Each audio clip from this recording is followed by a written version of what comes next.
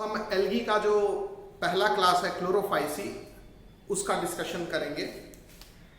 तो क्लास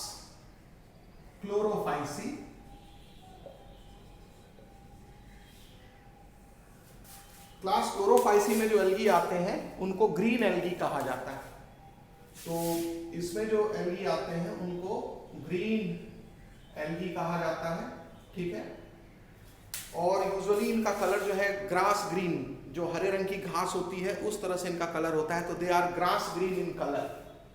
तो green algae है ये ग्रास ग्रीन इन कलर, और इनमें जो डोमिनेंट पिगमेंट होता है जिसके वजह से इनका रंग हरा आता है वो है क्लोरोफिल ए और क्लोरोफिल बी।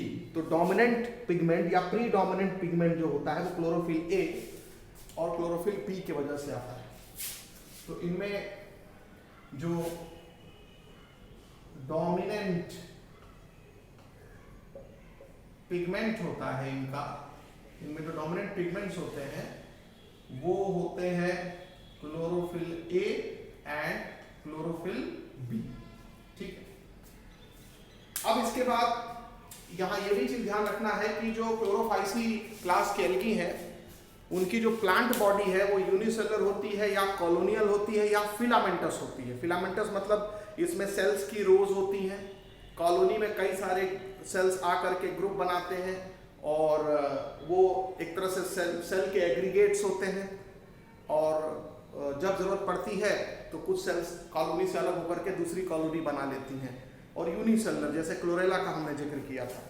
तो जो क्लोरोफाइसी ग्रुप के एल्गी होते हैं उनकी जो प्लांट बॉडी है, मतलब उनकी जो बॉडी है वो यूनिसेलुलर होती है यानी एक सेल की बनी होती है, या वो मल्टीसेलुलर होते हैं और मल्टीसेलुलर में वो कॉलोनियल या फिलामेंटस, ठीक है। तो मल्टी सेलुलर होगी प्लांट बॉडी, और जो मल्टीसेलुलर प्लांट बॉडी होगी वो कॉलोनियल होगी या फिलामेंटस होगी। कॉलोनियल और फिलामेंटस, कॉलोनियल और या फिलामेंटस, ठीक है। कॉलोनियल और फिलामेंटस। अब यूनिसेलुलर ग्रीन एल्गी का एग्जांपल क्लोरेला है, ठीक है। क्लेमाइडोमोनास है,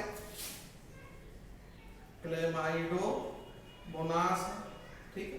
तो क्लोरेला, क्लेमाइडोमोनास ये कॉमन एग्जांपल है यूनिसेलुलर ग्रीन एल्गी के, ठीक है। और क्लोरेला जो है वो नॉन मोटाइल है, इसमें कोई फ्लैजेला नहीं पाया जाता है, ठीक है। ये इसका न्यूक्लियस है। और क्लेमाइडोमोनास जो है मोटाइल है, इसमें 2 फ्लैजेला पाए जाते हैं जिसकी मदद से ये पानी में मूव करता है। तो क्लोरेला नॉन मोटाइल है, इसमें फ्लैजेला नहीं होता है। और क्लेमाइडोमोनास जो है वो मोटाइल यूनिसेलुलर ग्रीन एल्गी। ये एनसीईआरटी बुक में नहीं लिखा है बट मैं ऐसे ही बता रहा हूँ एक्स्ट्रा, ठीक है। और कॉलोनियल, जो कॉलोनियल एल्गी है उसका एग्जांपल पहले बता चुका हूं, वॉलपॉक्स।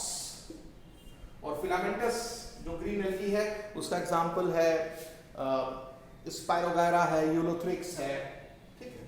तो स्पायरोगायरा हो गया, यूलोथ्रिक्स हो गया, यूलोथ्रिक्स, ठीक है। तो स्पायरोगायरा हो गया, यूलोथ्रिक्स हो गया। अब यहां जो हमने बताया कि ग्रीन एल्गी में जो पिगमेंट्स होते हैं वो क्लोरोफिल है, क्लोरोफिल बी होते हैं। ये पिगमेंट सेल में कहां पाए जाते हैं? क्लोरोप्लास्ट के अंदर पाए जाते हैं। तो these pigments are present in, ठीक है, these pigments are present in, ठीक है, chloroplast. Pigments are present in chloroplast. तो ये क्लोरोप्लास्ट में पाए जाते हैं।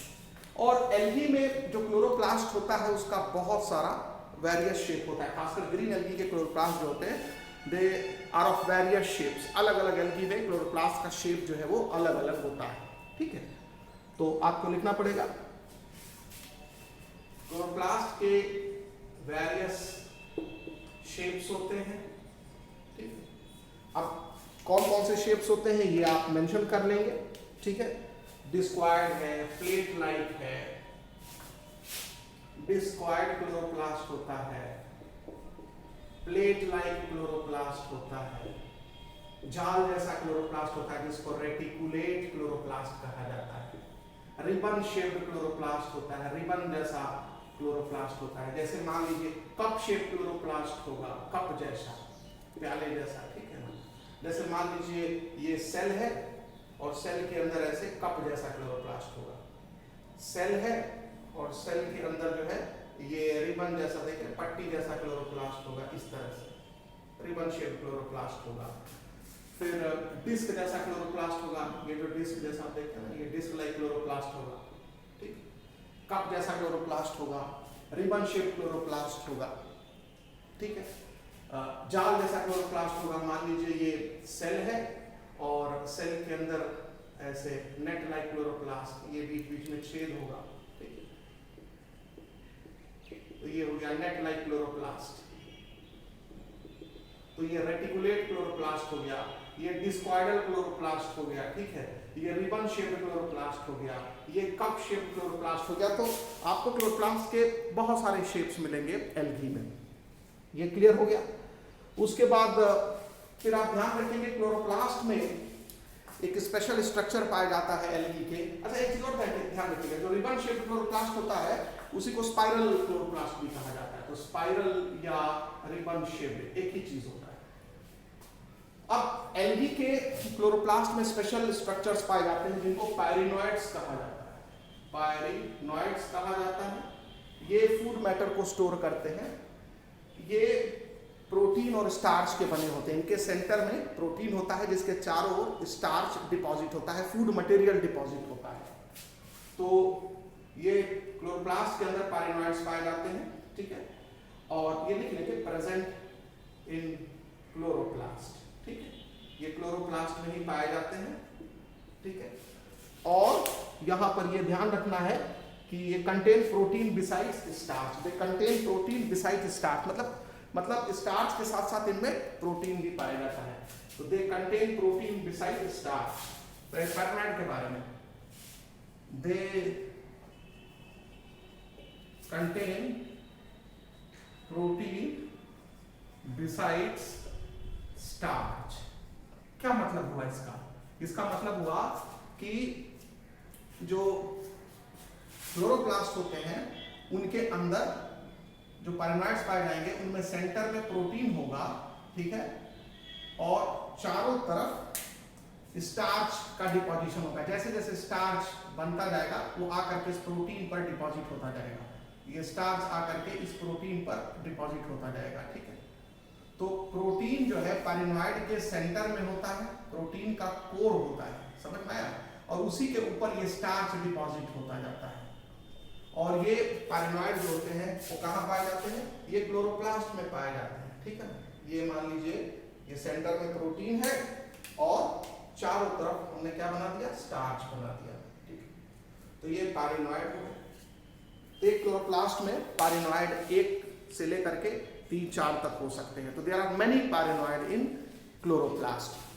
कुछ ग्रीन एल्गी में जो स्टोर्ड फूड मैटर होता है वो ऑयल ड्रॉपलेट्स के फॉर्म में होता है। तो लिख लोगे some algae stored food matter in form of oil droplet.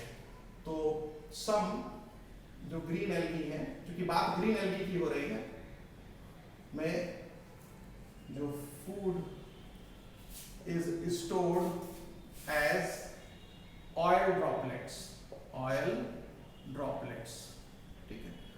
तो कुछ ग्रीन एल्गी में फूड जो है वो ऑयल ड्रॉपलेट्स के रूप में स्टोर रहता है। ज्यादातर ग्रीन एल्गी में जो फूड है वो स्टार्च के रूप में स्टोर रहता है, ठीक है। तो मोस्ट ग्रीन एल्गी अगर पूछेगा या सीधे जनरल एल्गी के बारे में पूछेगा तो वहां स्टार्च आंसर होगा। Food is stored as starch. तो फूड जो है वो स्टार्च के रूप में स्टोर रहता है, ठीक है। अब यहां पर आपको मेंशन करना है कि ग्रीन एल्गी में जो सेल वॉल होती है वो रिजिड सेल वॉल होती है। और उस सेल वॉल में आपको ध्यान रखना है कि कितने लेयर होते हैं, ठीक है। तो यहां पर याद रखेंगे सेल वॉल रिजिड होती है, रिजिड मतलब हार्ड सेल वॉल, ठीक है, फ्लेक्सिबल नहीं होती है। और एल्गी में जो सेल होगी, मान लीजिए ये सेल है, ये प्लाज्मा मेम्ब्रेन है, ये इसका न्यूक्लियस है, ये प्लाज्मा मेम्ब्रेन है, और इसमें जो सेल वॉल होगी उसमें दो लेयर होगा। जो बाहर वाला लेयर होगा सेल वॉल का वो पैक्टिन का बना होगा, और अंदर वाला जो लेयर होगा वो सेलुलोज का बना होगा। तो ये जो डार्क हमने गाढ़ा लाल कर दिया है, ये सेलुलोज की सेल, ये पैक्टिन की सेल वॉल है, ठीक है। ये बाहर की तरफ होती है और अंदर की तरफ सेलुलोज की सेल वॉल होती है। यानी सेल वॉल में दो लेयर होता है, आप ऐसे समझिए। तो सेल वॉल में दो लेयर होता है, ये हमने सेल वॉल बना दिया, ठीक है। तो रिजिड सेल वॉल होती है एल्गी में। ये सेल वॉल हो गई एल्गी की, ठीक है। ये पूरा इतना मोटा जो है वो सेल वॉल। अब इस सेल वॉल में बाहर जो है वो पैक्टिन का बना होता है, और अंदर वाला लेयर जो है वो सेल्यूलोज का बना होता है। तो सेल वॉल रिजिड होती है और ये दो मटेरियल की बनी होती है, अंदर की तरफ सेल्यूलोज और बाहर की तरफ पैक्टिन। ये आप याद रखेंगे, ठीक है। अब उसके बाद ग्रीन एल्गी में जो रिप्रोडक्शन है वही तीनों तरीके से होता है। तो रिप्रोडक्शन इन ग्रीन एल्गी, क्योंकि हम क्लोरोफाइसी की बात कर रहे हैं तो उन्हीं के रिप्रोडक्शन की यहाँ पर डिस्कशन अभी करेंगे। तो ये वेजिटेटिव रिप्रोडक्शन भी दिखाते हैं, ये एसेक्सुअल रिप्रोडक्शन भी दिखाते हैं, और ये सेक्सुअल रिप्रोडक्शन भी दिखाते हैं, ठीक है। तो वेजिटेटिव रिप्रोडक्शन, एसेक्सुअल रिप्रोडक्शन और सेक्सुअल रिप्रोडक्शन।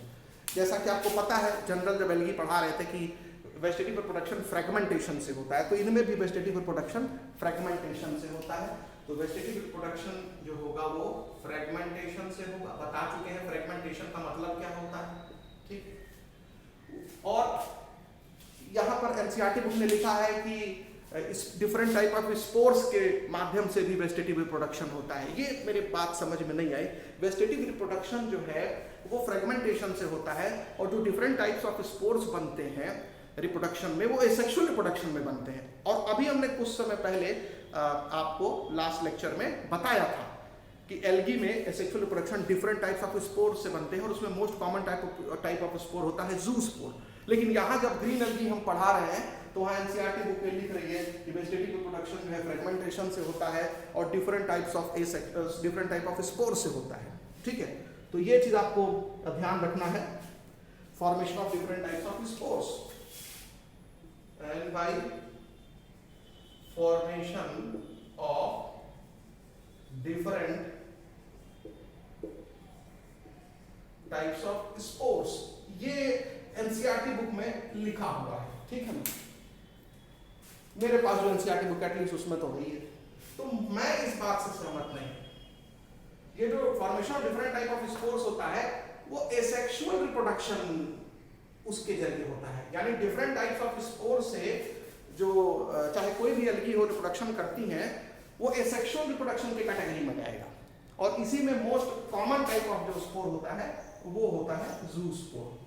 ग्रीन एल्गी में जो most common type of spore होता है वो जू स्पोर होता है। तो most common type of spores जिससे कि वो एसेक्सुअल रिप्रोडक्शन दिखाते हैं उनको कहा जाता है जू स्पोर्स। इनके बारे में आपको हम पहले भी बता चुके हैं, ठीक है। और ये जू स्पोर्स मोटाइल स्पोर्स होते हैं और ये पानी में तैरते हैं फ्लैजेला की मदद से, और फिर तैरते हुए पानी में जा करके किसी एक जगह वो अपना फ्लैजेला को गिरा देते हैं, तैरना बंद कर देते हैं, और उसी जू स्पोर में से नया एल्गल बॉडी निकल आता है, ठीक है। तो एसेक्सुअल रिप्रोडक्शन मेरे हिसाब से डिफरेंट टाइप ऑफ स्पोर से होता है, चाहे वो कोई भी एल्गी हो, उसमें ग्रीन एल्गी हो चाहे कोई भी एल्गी हो। तो मेरे हिसाब से डिफरेंट टाइप ऑफ स्पोर का फॉर्मेशन वेजिटेटिव रिप्रोडक्शन में ना होकर के किसमें होना चाहिए, एसेक्सुअल रिप्रोडक्शन में होना चाहिए। और उसमें most common type of spore क्या होगा, जू स्पोर होगा। और जू स्पोर जिस सेल में बनता है, मान लीजिए यूलोथ्रिक्स का फिलामेंट है ये, ठीक है, और यूलोथ्रिक्स का फिलामेंट में बहुत सारी सेल हैं, तो जिस सेल में ऐसे जू स्पोर्स बनते हैं उस सेल को जू स्पोरेंजियम कहा जाता है। तो ये सब क्या है, जू स्पोर्स है, और जिस सेल में जू स्पोर्स बनते हैं उसको जू स्पोरेंजियम कहा जाता है। तो ये हो गया जू स्पोरेंजियम, ठीक है, और इसी के अंदर जू स्पोर्स बनते हैं, ये जू स्पोर्स है, इसी को हमने निकाल के बाहर बड़ा कर दिया। तो ये जू स्पोर्स है, और जब ये सेल फटती है, जू स्पोरेंजियम फटता है, तो यही जू स्पोर्स जो है इस जू स्पोरेंजियम से बाहर निकल आते हैं, और बाहर आ करके बाहर जो पानी है इसमें ये तैरते हुए इधर उधर बिखर जाते हैं, ठीक, और सूटेबल जगह पर जा करके ये जर्मिनेट करके नया एल्गी बनाते हैं, ठीक। तो ये वाटर में तैरते हैं जू स्पोरेंजियम से बाहर निकल करके। ये बात समझ में आ गया आपको। अब उसके बाद एनसीईआरटी बुक जो है वो सेक्सुअल रिप्रोडक्शन का जिक्र करती है। तो सेक्सुअल रिप्रोडक्शन जो होता है पहले भी बता चुके हैं, बाय फ्यूजन ऑफ गैमीट्स, और तीनों तरह का सेक्सुअल रिप्रोडक्शन ग्रीन एल्गी में देखा जाता है, आइसोगैमस, एनाइसोगैमस और ओगैमस, और तीनों का मतलब हम आपको थोड़ा लास्ट लेक्चर में समझा चुके हैं, ठीक है। तो आइए इसको आप मेंशन कर ले, ठीक है। तो sexual reproduction by gametic fusion, by fusion of gametes, gametes के फ्यूजन से होता है। और ग्रीन एल्गी में जो सेक्सुअल रिप्रोडक्शन होता है वो तीनों तरह का होता है, ऑल थ्री टाइप्स, तीनों तरह का सेक्सुअल रिप्रोडक्शन होता है, ठीक है। और चाहे वो आइसोगैमस हो वो भी दिखेगा ग्रीन एल्गी में, या वो एनाइसोगैमस हो वो भी दिखेगा, एनाइसोगैमस रिप्रोडक्शन हो वो भी दिखेगा, या ओगैमस रिप्रोडक्शन हो वो भी दिखेगा। तो एल्गी, ग्रीन एल्गी जो है वो तीनों तरह का सेक्सुअल रिप्रोडक्शन दिखाते हैं, ठीक है। तो अब लास्ट में ग्रीन एल्गी के कुछ एग्जाम्पल का जिक्र है, जिसमें ज्यादातर का एग्जाम्पल हम आपको पहले ही बता चुके हैं। उसमें वॉलवॉक्स है, क्लेबाइडोमोनास है, यूलोथ्रिक्स है, ठीक है, स्पायरोगैरा है। तो मैं यहाँ पर लिख रहा हूँ। तो वॉलवॉक्स हो गया एग्जाम्पल ऑफ ग्रीन एल्गी, मतलब ग्रीन एल्गी का लिस्ट मैं दे रहा हूं। तो वॉलवॉक्स हो गया, यूलोथ्रिक्स हो गया, स्पायरोगैरा हो गया, ठीक है, क्लेमाइडोमोनास हो गया, क्लोरेला हो गया, ठीक, क्लोरेला हो गया। ये सब आपको नाम याद रखना है। और एक ग्रीन एल्गी का नाम दिया है कारा, कारा का भी नाम लिख लेंगे। ये क्लास 12 में इस एल्गी का जिक्र आपको मिलेगा रिप्रोडक्शन इन ऑर्गेनिज्म नाम के चैप्टर में। तो ये हो गया ग्रीन एल्गी या क्लोरोफाइसी के बारे में जो पॉइंट एनसीईआरटी बुक में मेंशन है। अब हम लोग क्लास थियोफाइसी का डिस्कशन करेंगे। तो class थियोफाइसी,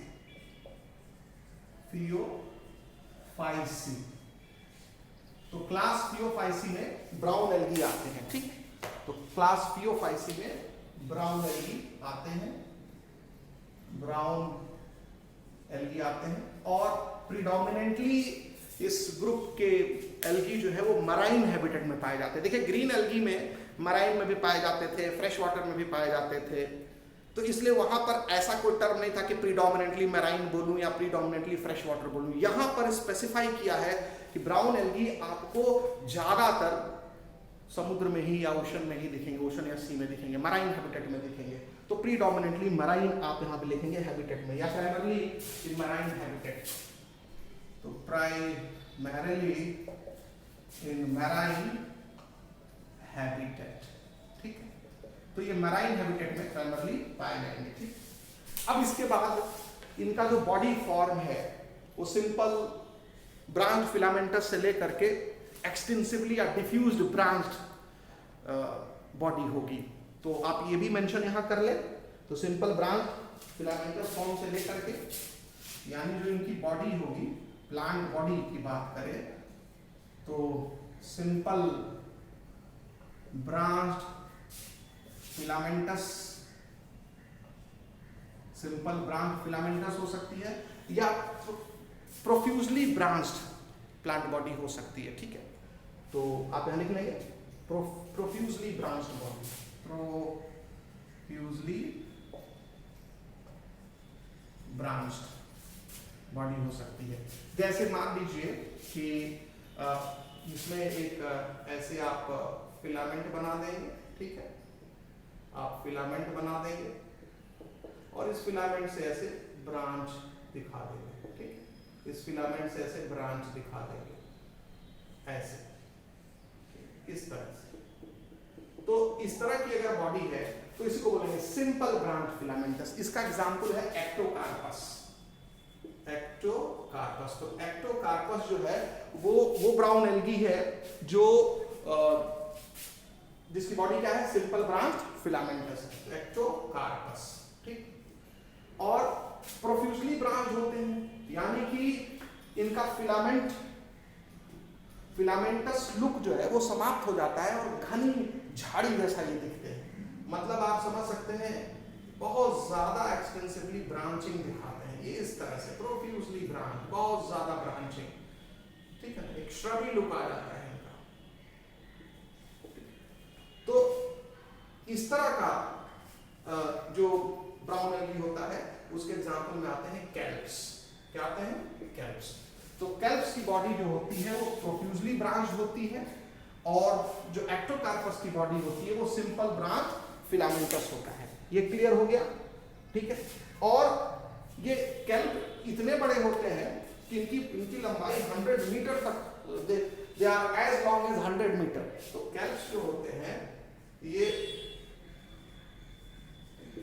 as long as 100 metre, मतलब ये लार्जेस्ट ऑफ एल्गीज में इनकी गिनती होती है, ठीक है, ये आपको ध्यान रखना पड़ेगा। उसके बाद इनमें क्लोरोफिल, जैसे ग्रीन एल्गी में क्लोरोफिल पाया जाता है, इनमें भी क्लोरोफिल पाया जाता है, लेकिन इनमें क्लोरोफिल ए और क्लोरोफिल सी होता है, इनमें क्लोरोफिल बी नहीं होता। आप ये ध्यान रखेंगे, इसमें chlorophyll a and chlorophyll c होता है, साथ में कुछ अदर पिगमेंट्स भी होते हैं। तो जो इनमें पिगमेंट्स पाए जाते हैं ब्राउन एल्गी में, उसमें क्लोरोफिल ए पाया जाता है और क्लोरोफिल सी पाया जाता है, ठीक है। और साथ में इनमें कैरोटीनॉइड्स पाए जाते हैं और ज़ैंथोफिल पाया जाता है। साथ में कैरोटीनॉइड्स भी होते हैं, ये एसेसरी पिगमेंट्स होते हैं, ये तो मेन पिगमेंट है। फिर इनमें ज़ैंथोफिल पाया जाता है, ज़ैंथोफिल, तो इनमें ज़ैंथोफिल पाया जाता है। तो chlorophyll A, chlorophyll C, carotenoid और ज़ैंथोफिल पाए जाते हैं, ठीक है।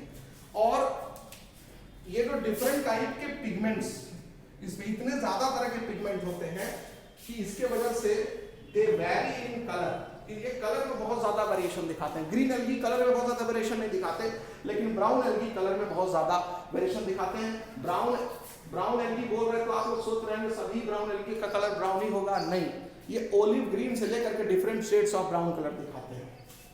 दे show various ranges of colors from olive green to different shades of brown,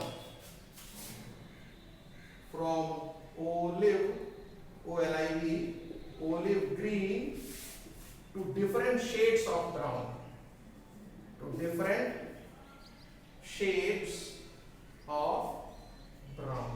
तो olive green से लेकर के ये ब्राउन कलर के डिफरेंट शेड्स तक का वेरिएशन दिखाते हैं, ठीक है।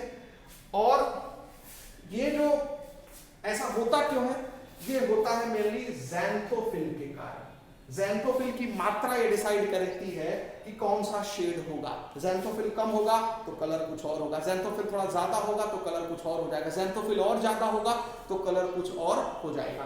तो दे show various range of colors from olive green to different shades of brown depending on, किस बात पर डिपेंड करेंगे, depending on amount of xanthophyll, ठीक है। तो इसको आप लिख देंगे depending upon the amount of xanthophyll, depending upon the amount of xanthophyll, depending upon the amount of xanthophyll. जैसा कि हमने कहा कि जो ब्राउन एल्गी का जो कलर होता है वो ओलिव ग्रीन से ले करके वेरियस शेड्स ऑफ ब्राउन हो सकता है depending upon the amount of xanthophyll. तो ज़ैंथोफिल कौन सा ज़ैंथोफिल? इसमें खास तरह का ज़ैंथोफिल पाया जाता है जिसको फ्यूकोज़ैंथीन कहा जाता है। तो ज़ैंथोफिल में कौन सा ज़ैंथोफिल पाया जाता है ब्राउन एल्गी में? तो फ्यूकोज़ैंथीन। ठीक, तो हम जिस ज़ैंथोफिल की बात कह रहे हैं वो है फ्यूकोज़ैंथीन। ठीक, तो ये हो गया ब्राउन एल्गी में कौन सा पिगमेंट पाया जाता है। अब इसके बाद जो नेक्स्ट पॉइंट आपको याद रखना है कि इनमें जो फूड मटेरियल है वो किस फॉर्म में स्टोर रहता है। तो ब्राउन एल्गी में जो फूड मटेरियल स्टोर रहता है वो कॉम्प्लेक्स कार्बोहाइड्रेट के फॉर्म में स्टोर रहता है। तो food material is stored in form of complex carbohydrate, उसका नाम भी है कार्बोहाइड्रेट्स। कौन कौन से कॉम्प्लेक्स कार्बोहाइड्रेट्स देखे जाते हैं different type of brown algae में? तो लेमिनेरिन और मैनिटॉल, ये नाम आपको याद रखना पड़ेगा। तो जो कॉम्प्लेक्स कार्बोहाइड्रेट के फॉर्म में जो फूड स्टोर रहता है, ग्रीन एल्गी में तो सिंपल कार्बोहाइड्रेट के फॉर्म में स्टोर रहता है एंड दैट इज स्टार्च। लेकिन ब्राउन एल्गी में जो फूड मटेरियल स्टोर रहता है वो कॉम्प्लेक्स कार्बोहाइड्रेट के फॉर्म में स्टोर रहता है, लेमिनेरिन एंड मैनिटॉल। तो आप इसको आप लिख लेंगे लेमिनेरिन, लेमिनेरिन हो गया और दूसरा लिख लेंगे मैनिटॉल। ठीक है, तो ये दो कॉम्प्लेक्स कार्बोहाइड्रेट हैं जिनके फॉर्म में ये फूड स्टोर रहता है। उसके बाद जैसे आपने देखा कि ग्रीन एल्गी में जो सेल वॉल होती है रिजिड होती है और उसमें दो लेयर्स होते हैं, आउटर लेयर पैक्टिन का और इनर लेयर सेलुलोज का होता है। ब्राउन एल्गी की भी सेल वॉल रिजिड होती है और इसमें भी आपको दो लेयर्स मिलते हैं, आउटर लेयर और इनर लेयर। तो आइए उसको देख लेते हैं वो किस चीज के बने होते हैं। क्लियर हो गया? तो यहां पर देख ले जो सेल वॉल होती है, सेल वॉल, इसमें ये ध्यान रखेंगे कि जो बाहर की तरफ लेयर होती है सेल वॉल की, ये मान लीजिए बाहर वाली लेयर है, वो एल्जिन की बनी होती है। किसकी बनी होती है? एल्जिन। आपको बताए थे इकोनॉमिकली इंपॉर्टेंट प्रोडक्ट होता है एल्जिन, जो ब्राउन एल्गी से और कैराजिनिन रेड एल्गी से निकलता है और वो उनके सेल वॉल से निकलता है। तो ब्राउन एल्गी के सेल वॉल से एल्जिन निकाला जाता है। तो बाहर की तरफ आप देख रहे हैं ये इनकी सेल वॉल है। ठीक, और सेल वॉल इसमें भी रिजिड होती है और इसमें बाहर की तरफ जो लेयर होता है सेल वॉल का वो होता है एल्जिन और अंदर की तरफ जो लेयर होता है उसको कहते हैं सेलुलोज। अंदर की तरफ जो सेल वॉल लेयर होता है तो वो होता है सेल्यूलोज।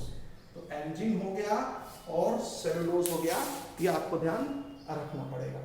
ठीक है, अब इसमें अंदर क्या पाया जाता है? वेल डेवलप्ड न्यूक्लियस है, वैक्यूल है, ये कोई नई बात नहीं है। लेकिन एनसीईआरटी ने जो ब्राउन एल्गी है उसके सेल के बारे में यहाँ मेंशन किया है, सेंट्रली लोकेटेड वैक्यूल और न्यूक्लियस। तो यहाँ पर आप चाहें तो यहाँ दिखा दें सेंट्रली लोकेटेड वैक्यूल और साथ में न्यूक्लियस भी होता है। तो इसमें एनसीईआरटी बुक ने लिखा है कि इसमें सेंट्रली लोकेटेड वैक्यूल दिखेगा और वैक्यूल के ही बगल में क्या दिखेगा? न्यूक्लियस दिखेगा, न्यूक्लियस दिखेगा। ठीक है, अब एनसीईआरटी बुक ने यहीं पर एक और टर्म यूज किया है, protoplast. Protoplast contains centrally located vacuole and nucleus. अच्छा, ये प्रोटोप्लास्ट क्या होता है? तो ये हम आपको बता दें कि प्लांट सेल में से अगर सेल वॉल हटा दो तो जो भी कुछ बचता है वो प्रोटोप्लास्ट है। देखो ये जो लाल लाइन खींचा है हमने, वो है जो लाल लाइन खींचा है वो क्या है? वो प्लाज्मा मेम्ब्रेन है। लाल लाइन खींचा है वो क्या है? प्लाज्मा मेम्ब्रेन है, ठीक है। तो सेल वॉल जब हटा दोगे तो प्लाज्मा मेम्ब्रेन और उसके अंदर की सारी चीजें बचेंगी, उसी को बोलते हैं प्रोटोप्लास्ट। तो बस मैं एनसीईआरटी की लाइन बाय लाइन समझा रहा हूं, तो इसलिए प्रोटोप्लास्ट समझा दे रहा हूं। तो प्रोटोप्लास्ट कंटेन्स का मतलब क्या हुआ, तो पहले प्रोटोप्लास्ट समझो। प्रोटोप्लास्ट क्या है, is cell minus cell wall, मतलब सेल से सेल वॉल हटा दो। किस सेल से सेल वॉल हटा दो, प्लांट सेल से सेल वॉल हटा दो। एनिमल सेल में तो सेल वॉल होती ही नहीं है, तो एनिमल सेल खुद ही एक प्रोटोप्लास्ट है। एनिमल सेल को हम प्रोटोप्लास्ट कह सकते हैं क्योंकि उसमें सेल वॉल नहीं होती, लेकिन प्लांट सेल को प्रोटोप्लास्ट कहने के लिए उसकी सेल वॉल को रिमूव करना पड़ेगा। तो जब सेल वॉल का डिस्कशन कर लिए तो अब क्या बचा, प्रोटोप्लास्ट को डिस्क्राइब करना है। प्रोटोप्लास्ट की शुरुआत प्लाज्मा मेम्ब्रेन से होती है। प्लाज्मा मेम्ब्रेन, अंदर साइटोप्लाज्म, अंदर वैक्यूल, न्यूक्लियस, तमाम सेल ऑर्गेनल्स। तो इसमें यह बताया है एनसीईआरटी बुक ने कि जो ब्राउन एल्गी होते हैं उनके प्रोटोप्लास्ट में सेंट्रली लोकेटेड वैक्यूल होता है एंड न्यूक्लियस होता है, ठीक है। अब जो ब्राउन एल्गी है यानी फियोफाइसी क्लास के मेंबर्स हैं, उनके बॉडी में कौन कौन सा पार्ट होता है उसका जिक्र एनसीईआरटी बुक ने किया है और उसका डायग्राम भी अपने किताब में दिया है। तो जो प्लांट बॉडी होती है इन ब्राउन एल्गी, उसमें बेसिकली होता क्या है, तो उसमें बेसिकली 3 पार्ट होता है। उसमें सबसे ऊपर लीफ लाइक स्ट्रक्चर होता है जिसको फ्रॉन्ड कहते हैं, ठीक। और उसके बाद एक पतली सी डंडी होती है जिसको स्टाइप कहते हैं, और नीचे चट्टान से चिपकने के लिए या किसी पत्थर से चिपकने के लिए होल्ड फास्ट होता है, ठीक है। तो ये हो गया, और ये पानी में ऐसे डूबे रहते हैं, समुद्री पानी में डूबे रहते हैं। ये हो गया एक सिंपल ब्राउन एल्गी का स्ट्रक्चर। ये जो चित्र दिया गया है वो लेमिनेरिया नाम के ब्राउन एल्गी का है, तो आप इसको बना लीजिए। तो लेमिनेरिया नाम के ब्राउन एल्गी का चित्र है, लेमिनेरिया। आप इस लाइन को कंटिन्यूअस बना सकते हैं, नहीं बना सकते हैं, उससे मतलब नहीं है, मतलब लीफ लाइक दिखता है। तो इसमें 3 पार्ट कौन कौन से होते हैं, आइए इसको आप लिख लें। होल्ड फास्ट हो गया सबसे नीचे वाला पार्ट, होल्ड फास्ट। ये for attachment with any substratum, किसी चट्टान से चिपकने के लिए ये होल्ड फास्ट होना जरूरी है, किसी पत्थर से चिपकने के लिए, किसी हार्ड स्ट्रक्चर से चिपकने के लिए। तो ये स्ट्रक्चर होल्ड फास्ट है, ठीक है। ये मैं कलर चेंज कर दे रहा हूं। तो होल्ड फास्ट, ये जो आप स्ट्रक्चर देख रहे हैं, ये जो स्ट्रक्चर देख रहे हैं, ये होल्ड फास्ट है। और ये मान लीजिए कोई सबस्ट्रेटम है जिससे ये चिपका हुआ है, सबस्ट्रेटम। तो होल्ड फास्ट की मदद से ब्राउन एल्गी अपने सबस्ट्रेटम से चिपका रहता है। ऐसे ही होल्ड फास्ट यूरोथ्रिक्स में बताया था पाया जाता है, ग्रीन एल्गी में। सारे ग्रीन एल्गी में, स्पाइरो वगैरह में नहीं होता है। और उसके बाद ये पतली सी जो पतला डंडी है, इसको स्टाइप बोलते हैं। क्या बोलते हैं, स्टाइप बोलते हैं। और एक चौड़ा सा जो लीफ लाइक स्ट्रक्चर दिखता है, इसको फ्रॉन्ड कहा जाता है। क्या कहा जाता है, फ्रॉन्ड। तो फ्रॉन्ड, स्टाइप और होल्ड फास्ट, ये आपको ध्यान रखना पड़ेगा, ठीक है। उसी के बाद एक और तरह का ब्राउन एल्गी का स्ट्रक्चर दिया गया है, उसका नाम है फ्यूकस। तो फ्यूकस में जब आप उसके स्ट्रक्चर को देखेंगे तो फ्यूकस का स्ट्रक्चर कुछ इस तरह का स्ट्रक्चर आपको मिलेगा, ठीक है। फ्यूकस का स्ट्रक्चर कुछ ऐसे मिलेगा, इसमें भी पतली सी डंडी मिलेगी और ये होल्ड फास्ट मिलेगा। Yes, this is hold fast. तो ये भी होल्ड फास्ट है, ठीक है, होल्ड फास्ट। फिर ये भी, ये स्टाइप है, ठीक है, ये स्टाइप हो गया। तो होल्ड फास्ट हो गया, स्टाइप हो गया, और ये फिर हो गया फ्रॉन्ड, ठीक है। और यहां पर आपको बीच में ऐसे मिडरिप जैसी चीजें दिखेंगी, ठीक है, ऐसे। ये हो गया फ्रॉन्ड, ठीक। तो फ्रॉन्ड, होल्ड फास्ट और स्टाइप। और इसमें हवा से भरे हुए पाउचेस होते हैं जिनको एयर ब्लैडर कहा जाता है, तो ये जरूर बना लीजिएगा। तो एयर ब्लैडर जरूर दिखा देंगे। तो एयर ब्लैडर आपको लेमिनेरिया में तो नहीं दिखेगा, लेकिन फ्यूकस में दिखेगा जगह जगह। तो ये हो जाएगा एयर ब्लैडर, एयर ब्लैडर। तो air bladder, frond, hold fast, stipe. तो स्टाइप जो है वो किस लिए होता है, किसी सबस्ट्रेटम से चिपकने के लिए होता है। और स्टाइप जो होता है वो थिन पतला इलॉन्गेटेड स्ट्रक्चर होता है, लंबा सा पतला सा स्ट्रक्चर होता है, ठीक है। वो चाहे लैमिनेरिया का हो या किसका हो, फ्यूकस का हो। ये हमने फ्यूकस नाम के ब्राउन एल्गी की प्लांट बॉडी बना दी, ये लैमिनेरिया की प्लांट बॉडी। अब इसमें एक और ब्राउन एल्गी के प्लांट बॉडी का जिक्र है, डिक्टियोटा, ठीक है। तो आइए डिक्टियोटा का देखते हैं। तो डिक्टियोटा जो है वो पंखे जैसे, इसी का और एक्सटेंसिव रूप बना दीजिए, डिक्टियोटा। तो आइए डिक्टियोटा बनाते हैं। जैसे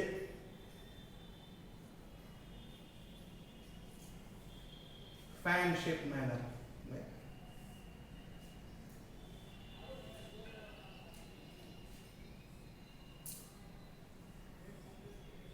इस तरह से, और एक्सटेंसिव आप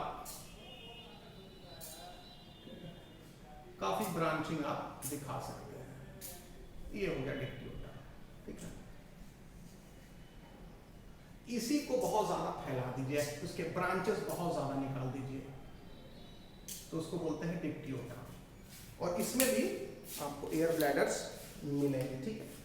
ऐसे पॉइंट से करके दिखाया है, डॉट से करके दिखाया है। सो दिस इज डिक्टियोटा, ठीक है।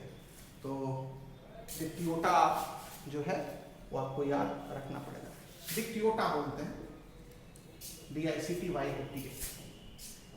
तो ये हो गया ब्राउन एल्गी की जो बॉडी है, उसमें कौन कौन से पार्ट होते हैं। ब्राउन एल्गी में रिप्रोडक्शन का डिस्कशन करेंगे। तो रिप्रोडक्शन इन ब्राउन एल्गी, तो ब्राउन एल्गी में जो रिप्रोडक्शन होता है वो 3 तरह से होता है। उसी तरह से जैसे ग्रीन एल्गी में होता है, वेजिटेटिव रिप्रोडक्शन, एसेक्सुअल रिप्रोडक्शन और सेक्सुअल रिप्रोडक्शन, ठीक है। जो वेजिटेटिव रिप्रोडक्शन होता है वो फ्रेगमेंटेशन से होता है, जैसे ग्रीन एल्गी में वेजिटेटिव रिप्रोडक्शन होता था, ठीक है। और जो एसेक्सुअल रिप्रोडक्शन होता है वो मोस्टली जूस्पोर से होता है, मोस्टली बाय जूस्पोर्स। और इनके जूस्पोर जो है वो ग्रीन एल्गी के जूस्पोर से डिफरेंट होते हैं। जो ब्राउन एल्गी के जूस्पोर्स होते हैं वो पियर शेप्ड होते हैं। कैसे होते हैं? वो पियर शेप्ड होते हैं, इस तरह से। तो पियर शेप्ड जूस्पोर्स होते हैं, ठीक है, पियर शेप्ड जूस्पोर्स होते हैं।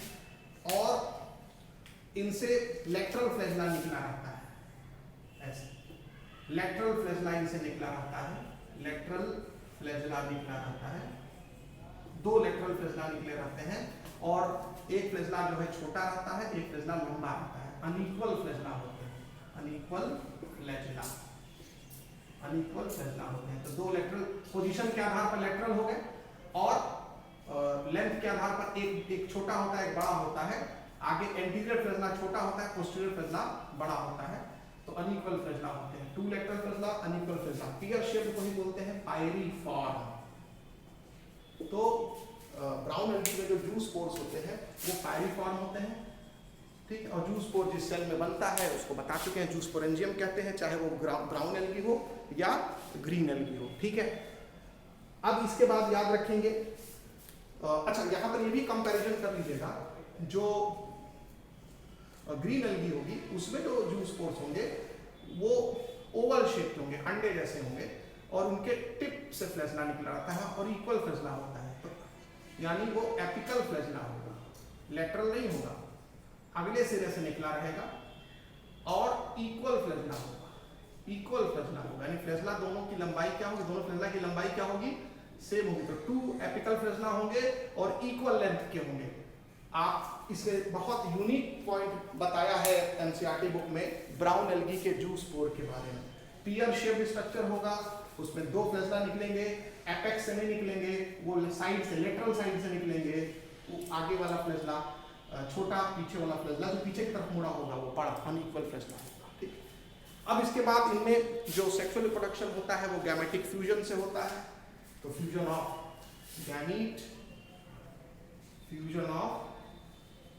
गैमीट्स, ठीक है। और यहाँ पर जो सेक्सुअल रिप्रोडक्शन होता है वो 3 तरह का होता है, ऑल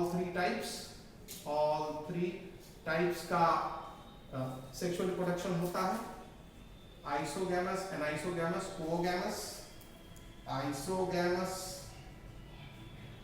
एनाइसोगैमस, ठीक है, और ओगैमस। और इनमें जो गैमीट्स होते हैं वो भी पायरिफॉर्म होते हैं, यानी कि इनके जो गैमीट्स होते हैं, गैमीट्स भी पायरिफॉर्म होते हैं, गैमीट्स भी इसी तरह से होते हैं।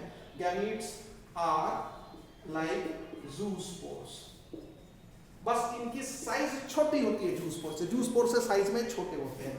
लाइक जूस्पोर, इसका मतलब हो गया that is they are pyriform two lateral unequal flagella, unequal flagella, ये गैमीट में भी होता है। तो एक बार ध्यान से पढ़ लीजिए हमने क्या लिखा है, ठीक है। और ये जो गैमीट का फ्यूजन होता है ये वाटर में होता है या ओगोनियम में होता है। ओगोनियम क्या है? मान लीजिए कोई ब्राउन अलगी की एक सेल है जिसके अंदर फीमेल गैमीट बना है, ये मान लीजिए सेल है, इसके अंदर एग बना है, फीमेल गैमीट है, ठीक है, ये फीमेल गैमीट है। और फीमेल गैमीट बड़ा है, नॉन मोटाइल है, ध्यान रखिए। और जो मेल गैमीट है वो पानी में तैरते हुए आता है ऐसे, और आ करके इस ओगोनियम में घुस करके इसको फर्टिलाइज करता है और जाइगोट इस चैम्बर में बनता है। तो फीमेल गैमीट जिस सेल के अंदर बनता है उस सेल को ओगोनियम कहा जाता है। ये जो खासकर हम किस तरह के सेक्सुअल रिप्रोडक्शन का ये डिस्कशन कर रहे हैं, ओगैमस टाइप के जो ब्राउन एल्गी होते हैं उनमें गैमीट का जो फ्यूजन होता है वो ओगोनियम में होता है। तो फ्यूजन ऑफ गैमीट, ध्यान रखिए, फ्यूजन ऑफ गैमीट कहां पर होता है? इन वाटर और इन ओगोनियम।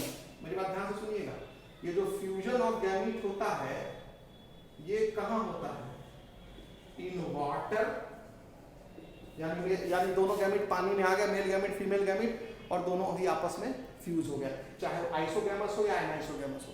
लेकिन जो ओगैमस टाइप के ब्राउन एल्गी होंगे उनमें जो फ्यूजन ऑफ गैमीट होगा वो इन ओगोनियम होगा, इन ओगोनियम होगा।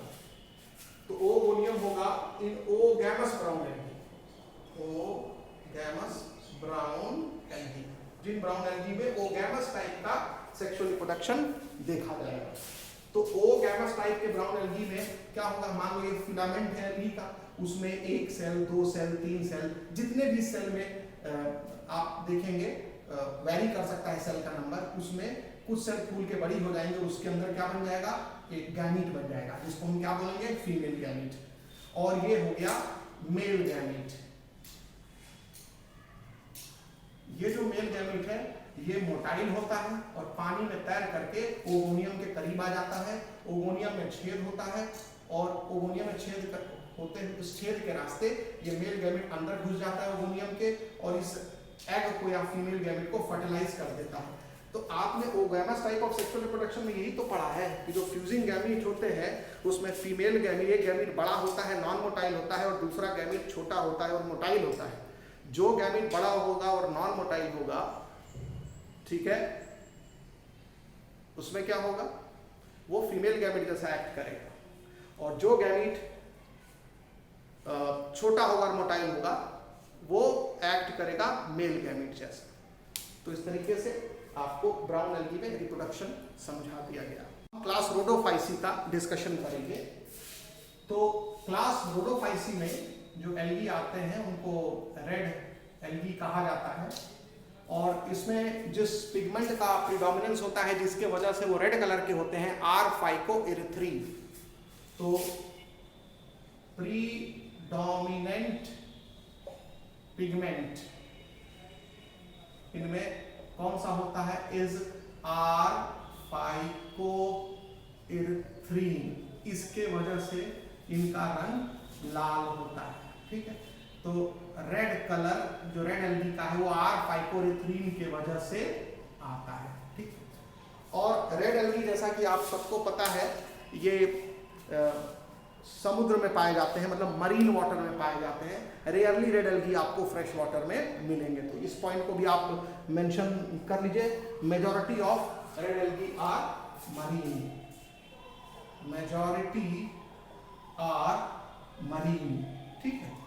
तो मेजॉरिटी में जो रेड एल्गी होते हैं वो मरीन होते हैं, बहुत ही कम रेड एल्गी हैं, जैसे बैट्रैकोस्पर्मम है, एनसीईआरटी बुक में नहीं लिखा है बट मैं ऐसे बता दे रहा हूँ, बैट्रैकोस्पर्मम है, उसमें वो जो रेड एल्गी है वो फ्रेश वाटर रेड एल्गी है, ठीक है। लेकिन ज्यादातर रेड एल्गी आपको मरीन मिलेंगे, और मरीन में भी, समुद्र में भी ठंडा इलाका और गर्म इलाका दोनों तरह का इलाका होता है, तो ये वार्म वाटर में इनका कॉन्सेंट्रेशन ज्यादा होता है।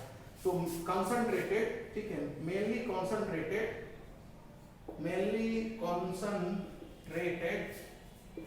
इन वार्म रीजन, समुद्र में भी, गर्म समुद्र में वार्म रीजन, ठीक है।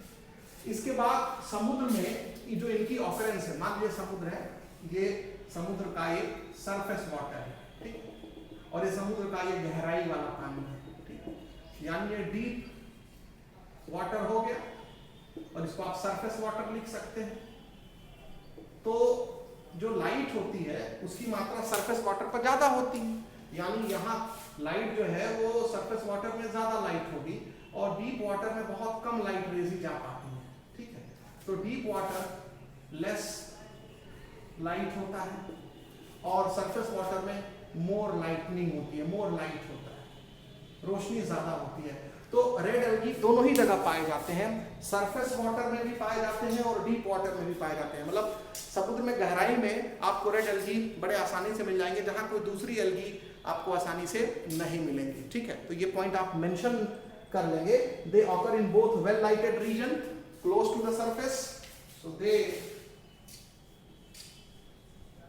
Occur in both well lighted region, और वेल लाइटेड रीजन कहां होता है, ऑकर ऑन द सरफेस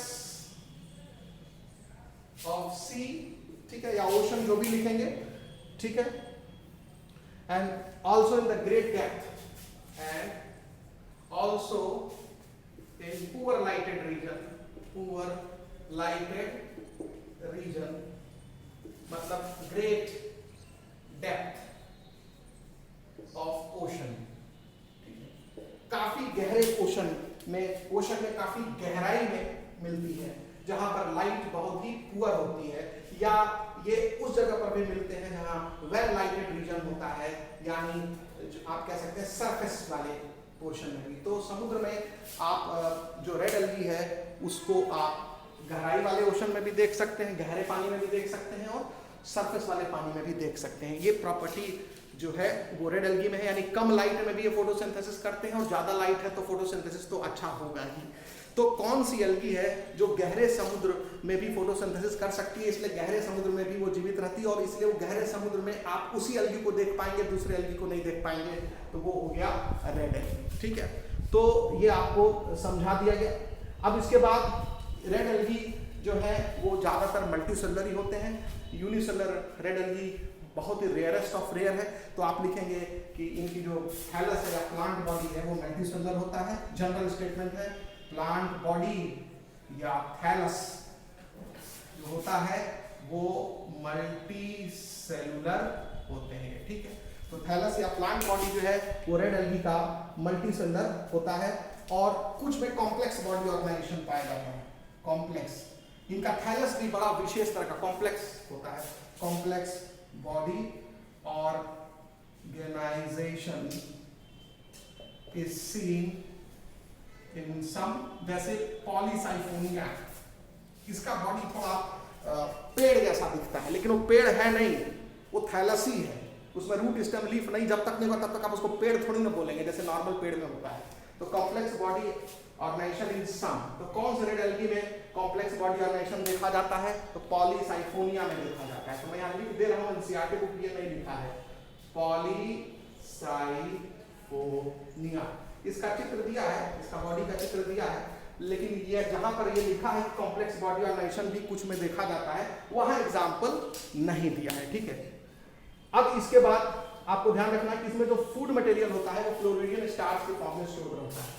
तो फूड इज स्टोर्ड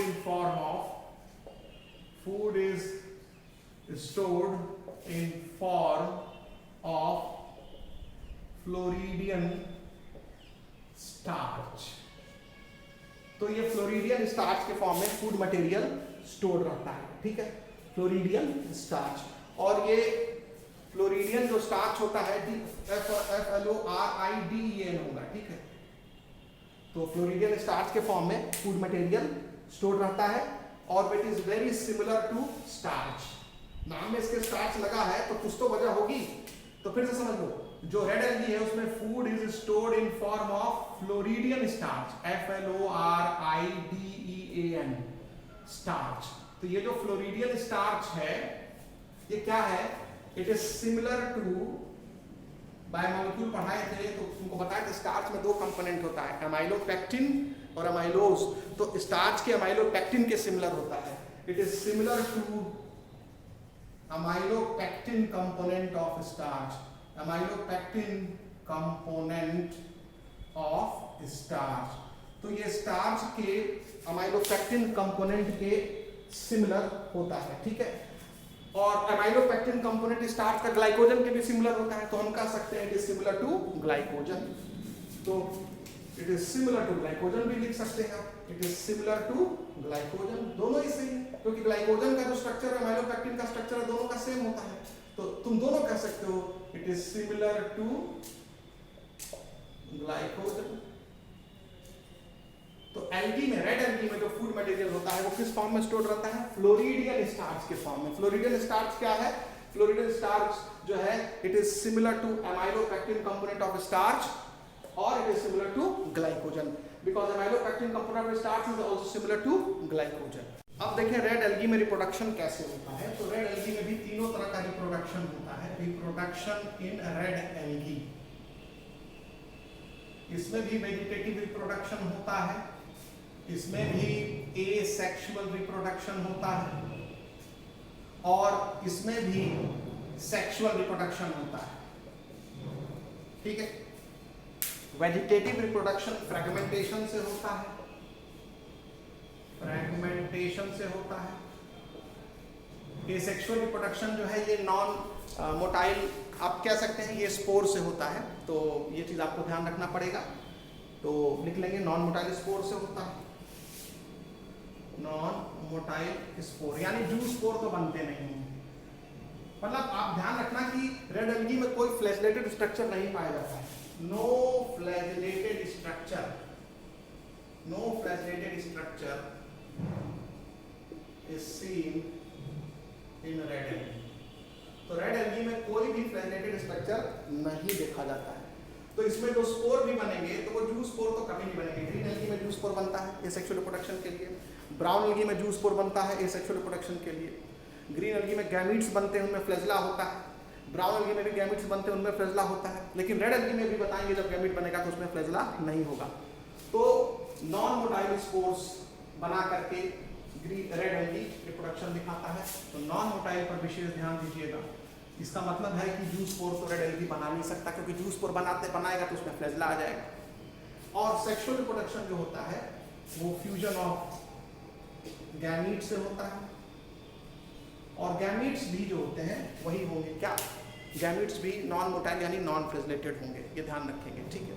तो गैमीट्स भी जो होते हैं वो नॉन मोटाइल होंगे। एनसीईआरटी में जो लिखा है वो मतलब समझा है नॉन मोटाइल।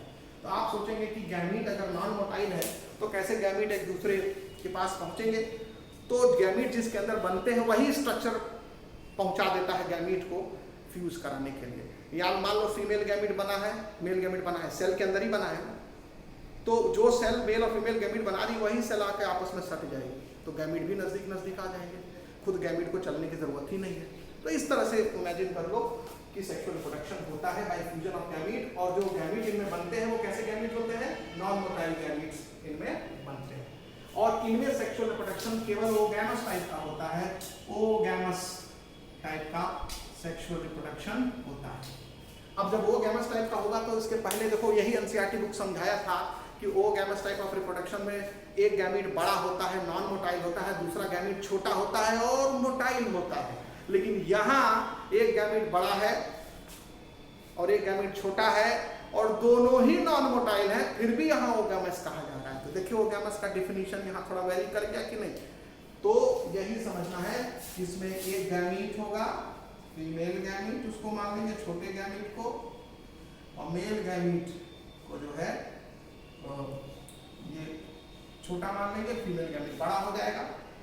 और एक तरह से समझो कि मेल गैमीट जिस स्ट्रक्चर पर बन रहा है, जिस स्ट्रक्चर में मेल गैमीट बना है, मान लो इस स्ट्रक्चर में, और फीमेल गैमीट जिस स्ट्रक्चर में बना है, ये मान लो इस स्ट्रक्चर में फीमेल गैमीट बना है, ये दोनों स्ट्रक्चर ही एक दूसरे के पास आकर के फ्यूज हो जाएंगे, इनके बीच में एक ट्यूब बन जाएगी, ठीक है ना। ऐसी ट्यूब में से ये मेल गैमीट इसमें ढकेल दिया जाएगा फीमेल गैमीट के पास, तो इसको भी oogamous type of sexual reproduction कहा जाता है। तो रेड एल्गी में जो oogamous type of sexual reproduction है वो थोड़ा सा स्पेशल है, ठीक है, ये ध्यान रखना है। और यहाँ पर रेड एल्गी में जो oogamous type of sexual reproduction होता है, उसके बाद इसमें जो जाइगोट बनता है, यानी फर्टिलाइजेशन जब हो जाता है, तो इसमें पोस्ट फर्टिलाइजेशन कॉम्प्लेक्स चेंजेस देखे जाते हैं। वो कौन से चेंजेस होते हैं उस विषय में आपको डीप नहीं जाना है, क्योंकि वो हायर क्लासेस में बीएससी में पढ़ाया जाता है। क्योंकि एनसीईआरटी बुक ने लाइन लिख दिया है कि आफ्टर फर्टिलाइजेशन, पोस्ट मतलब आफ्टर फर्टिलाइजेशन जो चेंजेस होते हैं वो काफ़ी कॉम्प्लेक्स होते हैं, यानी बहुत कॉम्प्लेक्स स्ट्रक्चर बनता है फर्टिलाइजेशन के बाद।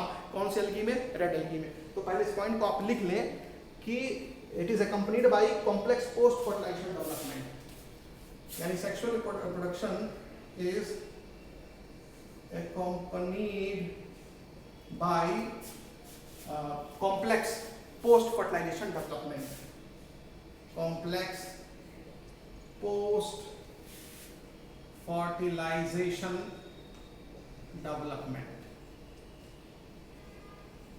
complex post fertilization development। आई बात समझ?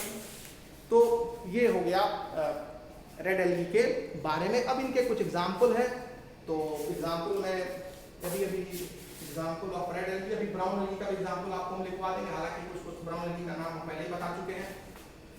तो रेड एल्गी के एग्जाम्पल पहले लिख लेंगे, पॉलीसाइफोनिया हो गया, साइफोनिया हो गया, पोरफायरा हो गया, पोरफायरा हो गया। इन दोनों का चित्र एनसीईआरटी बुक में दिया है। ग्रेसिलेरिया का हमने इकोनॉमिक इंपॉर्टेंस में जिक्र किया था, ग्रेसिलेरिया हो गया, फिर जेलिडियम हो गया, जेलिडियम हो गया। ठीक, 4 एल्गी का नाम दिया है। ऐसे ही ब्राउन एल्गी का नाम आप मेंशन कर लेंगे, एक्टोकार्पस है, फ्यूकस है, डिक्टियोटा है, सारगासम है, बहुत सारे ब्राउन एल्गी का नाम आपको याद रखना पड़ेगा। तो आप लिख लें एग्जाम्पल ऑफ ब्राउन एल्गी में कुछ नाम आप लिख लें। एग्जाम्पल ऑफ ब्राउन एल्गी में एक्टोकार्पस हो गया, याद हो जाएगा उससे। फिर फ्यूकस, ठीक, लैमिनेरिया हो गया, डिक्टियोटा हो गया, ठीक है। ये सब हो गए कुछ ब्राउन एल्गी के नाम जो आपको ध्यान रखने हैं, ठीक है। और सारगासम का भी हमने अभी जिक्र किया था, तो उसको भी लिख लीजिए, सारगासम, ठीक है। और जब आप चित्र देखेंगे तो पॉलीसाइफोनिया और पोरफायरा का जब चित्र आप एनसीईआरटी बुक में देखेंगे तो वो चित्र आपको कुछ पोरफायरा जो है वो पत्ती जैसा दिखेगा, ऐसे हाईली फोल्डेड लीफ जैसा पोरफायरा दिखेगा। ये हाईली फोल्डेड लीफ जैसा दिखता है पोरफायरा, ठीक है, ये ऐसे पत्ती जैसा दिखेगा पोरफायरा। फ्रॉन्ड, इसमें जो बॉडी होगा उसको क्या कहेंगे? फ्रॉन्ड कहेंगे। इसमें आपको स्टाइल या इसमें होल्ड फास्ट जैसी चीज तो फिलहाल इस चित्र में नहीं दिख रही है। तो ये पोरफायरा का चित्र है, ये इसमें बना रहा हूं ताकि चित्र देख करके भी सवाल आ सकता है कि पहचानो कौन सा एल्गी है। तो पोरफायरा ये रेड एल्गी है। और जब तुमको पॉलीसाइफोनिया का पूछेगा तो पॉलीसाइफोनिया जो है एक पेड़ जैसा बना देना, पॉलीसाइफोनिया ऐसे पतला सा डंडी बना देना, उसमें कई सारे ब्रांचेस दिखा देना। ऐसा कोई चित्र तुमको अगर दे दे तो इसको लिख देना ये पॉलीसाइफोनिया है।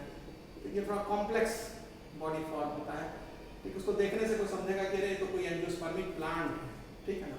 लेकिन जब बहुत नजदीक जाकर के इसके एक सेल को बारीकी से देखोगे, इसके फिलामेंट को, तो समझ में आएगा ये एंजियोस्पर्म नहीं है। तो इस तरह का स्ट्रक्चर जो अगर तुमको दिख रहा है तो ये है पॉलीसाइफोनिया, ठीक है। अब इसके बाद लास्ट में एल्गी तो खत्म हो गया है, बट एक इसमें एक टेबल दिया है एनसीईआरटी बुक में, तीनों एल्गी क्लोरोफाइसी, फियोफाइसी और रोडोफाइसी को कंपेयर किया है। तो आइए उसको हम लोग भी कंपेयर कर लेते हैं। तो comparison of different types of algal classes, उसमें क्लोरोफाइसी है, क्लोरोफाइसी, उसके बाद थियोफाइसी और रोडोफाइसी। थियोफाइसी ये बहुत इंपॉर्टेंट है, भूलिएगा नहीं, और रोडोफाइसी। इसमें कंपैरिजन करना है। अब किन किन चीजों को लेकर के कंपैरिजन है उसको देखिए। तो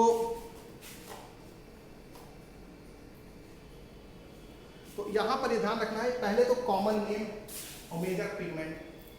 तो कॉमन नेम की अगर बात करें तो क्लोरोफाइसी का कॉमन नेम क्या है? ग्रीन एल्गी है, ठीक, पहले बता चुके हैं। थियोफाइसी का क्या है? ब्राउन एल्गी है कॉमन नेम। और रोडोफाइसी का कॉमन नेम क्या है?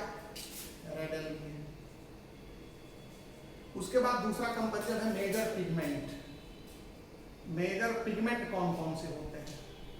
तो ग्रीन एल्गी में सबको मालूम है क्लोरोफिल ए, क्लोरोफिल बी, तो लिखिए इसको, ठीक है। क्लोरोफिल ए, क्लोरोफिल बी, ए हो गया, क्लोरोफिल बी हो गया, ठीक, क्लोरोफिल ए हो गया, क्लोरोफिल बी।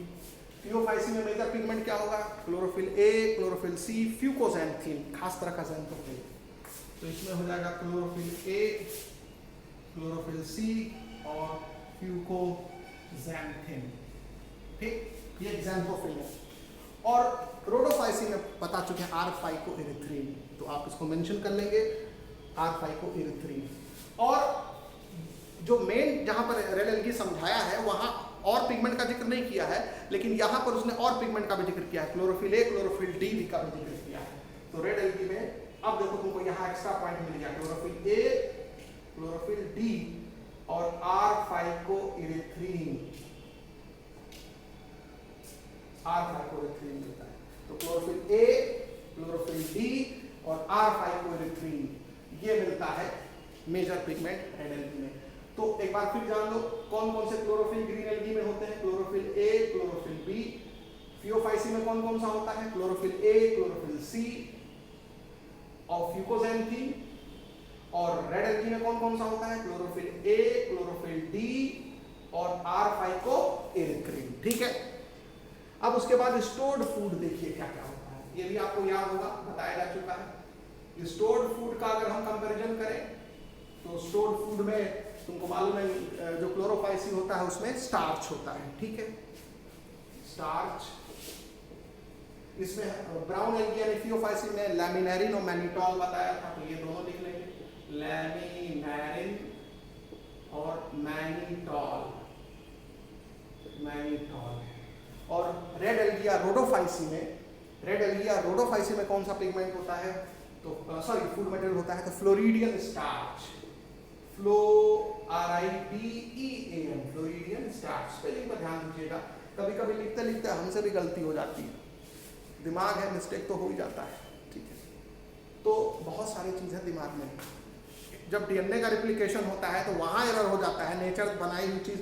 तो अगर किसी कोई ह्यूमन अगर एरर ना करे, आप गलती ना करें, तो आप नेचुरल है ही नहीं है, यू आर अननेचुरल। अगर कोई गलती आज तक आपसे नहीं हुई है तो, या हम क्लेम करें हमसे कभी गलती नहीं हो सकती, तो या तो वो मेरा दम बोल रहा है, मेरा घमंड बोल रहा है। भैया मैं भी इंसान हूँ, गलती मुझसे भी हो सकती है, होती है, उसको छिपाइए नहीं, हो गई, हाँ बेटा इसको सुधार लो, ऐसे कर लो, ठीक है। सब आदमी पढ़ता है, टीचर भी पढ़ता है, बच्चा भी पढ़ता है, तो इसलिए कभी भी इसको प्रेस्टीज इशू नहीं बनाना चाहिए। गलती अगर आपसे हो गई, कुछ नहीं, अरे बेटा गलती हो गई, इसको सही कर लो। हम किताब और आपके बीच में इंटरप्रेटर हैं, बस चीज़ों को आसानी से पहुंचा देने की कोशिश करते हैं, ठीक है, ये ध्यान रखिएगा सरल शब्दों में। ये तो मैं केवल एनसीईआरटी पढ़ा रहा हूँ, बहुत डिटेल पढ़ाता हूँ, लेकिन ज़रूरत नहीं है उसकी। पहले आते थे क्वेश्चन तो डिटेल जाते थे, अभी भी कभी कभी आदत हो जाती, बहक जाता हूँ तो अंदर घुसने लगता हूँ, तो अपने आप को एकदम एनसीईआरटी बुक रखा रहता हूँ कि एकदम उससे बाहर न जाए, जहाँ ज़रूरत हो वहीं बस थोड़ा सा आपको ले जाए बाहर, क्योंकि यही देखो बहुत ज़्यादा है। अगर तुम इसी को पढ़ लो तो लगता है कि अपने कितना ज़्यादा हो गया, फिजिक्स भी पढ़ना, केमिस्ट्री भी पढ़ना, तो और ये पहले खत्म करो, तब तो आगे टाइम बचेगा, बताएंगे फिर आगे भी, ठीक। तो ये हो गया, ये स्टोर फूड मैटर हो गया। तो 3 का कंपैरिजन हो गया। अब आइए नेक्स्ट जो है सेल वॉल किसका बना होता है उसको करते हैं कंपैरिजन। तो जब हम सेल वॉल की बात करते हैं तो सेल वॉल देख लीजिए, सेल वॉल जो है वो सेलुलोज की बनी होती है, और सेलुलोज और पैक्टिन दोनों की बनी होती है ना बेटा। पैक्टिन भी तो तुमने लिखा होगा ना, उसमें पेक्टिन या पेक्टोज जो भी लिखा होगा, तो सेलुलोज पेक्टिन की बनी होती है। टेबल में केवल सेलुलोज लिखा है, लेकिन आप टेक्स्ट पढ़े थे तो वहाँ पेक्टिन भी लिखे थे, दो अंदर की तरफ सेलुलोज, बाहर की तरफ पेक्टिन, याद रखिएगा। और फियोफाइसी में सेलुलोज और एल्जिन की बनी होती है, ठीक है, तो ये आप लिख लेंगे, सेलुलोज एंड एल्जिन की बनी होती है, सेलुलोज प्लस एल्जिन की बनी होती है।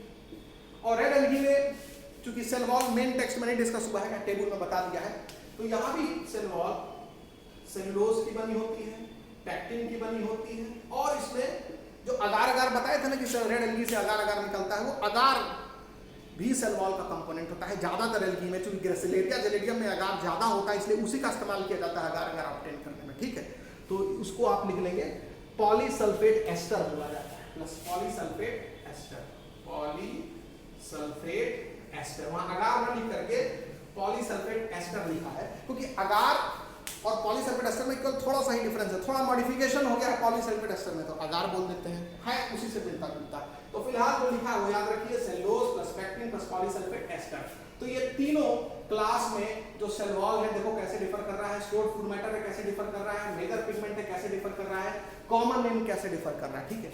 अब इसके बाद जो डिफरेंस है वो है flagellar number and position, flagella का संख्या, और इंसर्शन, लेटरल साइड में इंसर्टेड है कि एपेक्स पर इंसर्टेड है, तो flagellar number and insertional position, ठीक है, and position of insertion and position of insertions, कहां पर वो फ्लैजेला इंसर्टेड है। तो जब हम क्लोरोफाइसी की बात करते हैं, क्लोरोफाइसी की बात करते हैं, तो क्लोरोफाइसी में 2 से 8 फ्लैजेला पाए जाते हैं। 8 फ्लैजेला वाले भी स्ट्रक्चर्स हैं, या तो गैमीट या तो जूस पोर्स, ठीक है। हम अक्सर जो जूस पोर बनाते हैं 2 ही फ्लैजेला दिखाते हैं, कई बार जूस पोर में 4 फ्लैजेला भी हो सकते हैं, या कई बार गैमीट में 4 फ्लैजेला हो सकते हैं। 8 फ्लैजेला तक देखे गए हैं ग्रीन एल्गी में, तो रख लो 2 से 8 तक फ्लैजेला आपको दिखेंगे, ठीक है। और इनका जो इंसर्शन है वो एपिकल है, एपिकल समझ रहे हो ना, एक टिप पर, जैसे ये जूस पोर है, आगे ये एपिकल 4 फ्लैजेला, या कुछ में आपको 2 फ्लैजेला, कुछ में आपको 8 फ्लैजेला मिलेंगे, 1 2 3 4 5 6 7 8। तो ये कहने का मतलब है, तो आपको जो ग्रीन एल्गी होगी उसमें कभी एक फ्लैजेला वाला मोटाइल स्ट्रक्चर नहीं मिलेगा। यहाँ पर जब हम ये कुछ बता रहे फ्लैजेलर नंबर और पोजीशन ऑफ इंसर्शन, तो ये आप पूछेंगे सर ये जूस पोर का बता रहे कि गैमीट का बता रहे, तो दोनों का बता रहे हैं। किसी केस में जूस पोर हो सकता है, किसी केस में गैमीट हो सकता है, इनमें से कोई भी जूस पोर हो सकता है, कोई भी गैमीट हो सकता है, डिपेंड करता है कौन सी ग्रीन एल्गी है, ठीक। तो ये याद रखना 2 to 8 फ्लैजेला एपिकल। और जो फियोफाइसी है इसमें 2 ही फ्लैजेला होंगे, कभी 2 से ज्यादा नहीं होते हैं, एंड लेटरल इनकी पोजीशन होती है, ये बता चुके हैं, लेटरल पोजीशन होगी। और ये भी लिखना पड़ेगा भैया कि इसमें फ्लैजेला जो है, फ्लैजेला क्या होते हैं, इक्वल की अनइक्वल, फ्लैजेला इसमें अनइक्वल होते हैं, और ग्रीन एल्गी में फ्लैजेला क्या होते हैं, इक्वल होते हैं। तो इसमें 2 फ्लैजेला होंगे, अनइक्वल होंगे, और लेटरल पोजीशन से निकले होंगे, पियर शेड बताया था इस तरह से, ये 2 फ्लैजेला होंगे, एक छोटा एक बड़ा। और रोडोफाइसी में तो मोटाइल फ्लैजेला होता ही नहीं है, इसलिए बोलते हैं motile structures are absent, gamete and spores are non motile. तो आप लिख लेंगे रेड एल्गी में फ्लैजेला नाम की चीज इसमें होती ही नहीं है, तो फ्लैजेला एब्सेंट, ठीक। तो जब फ्लैजेला होगी नहीं तो कैसे उनका इंसर्शनल पोजीशन बताएंगे।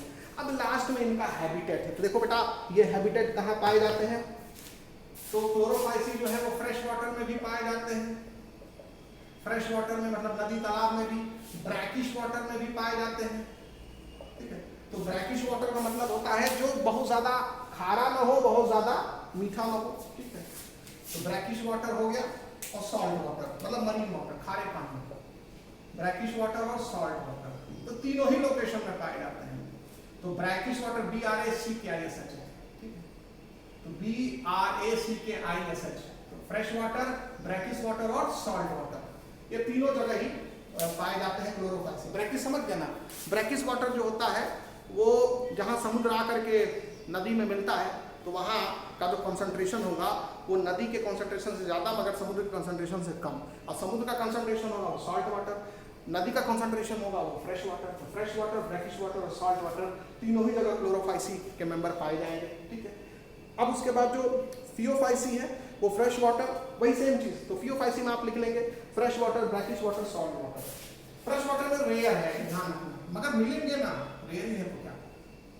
फ्रेश वाटर ये भी लिखोगे, brackish water BRACKISH, brackish water और सॉल्ट वाटर। लेकिन यहाँ फ्रेश वाटर के सामने तुम रेयर लिख देना, फ्रेश वाटर में ये रेयर लिखते हैं। ऐसे ही रेड एल्गी में भी तुम्हें लिखना पड़ेगा, रेड एल्गी में भी मस्ट है लिखना, ठीक है। तो रेड एल्गी में भी तुम ऐसे ही लिख देना।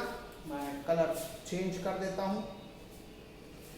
यहां भी तीनों ही लोकेशन होगी, फ्रेश वाटर, ब्रैकिश वाटर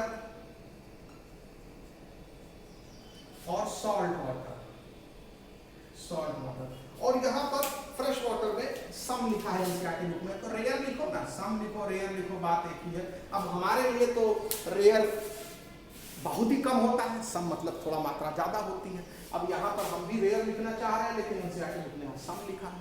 और ज्यादातर जो रेड है वो सॉल्ट वाटर में पाए जाते हैं मोर, तो यहाँ भी लिखो ना, फियोफाइसी में तो ज्यादातर सॉल्ट वाटर में पाए जाते हैं मोर।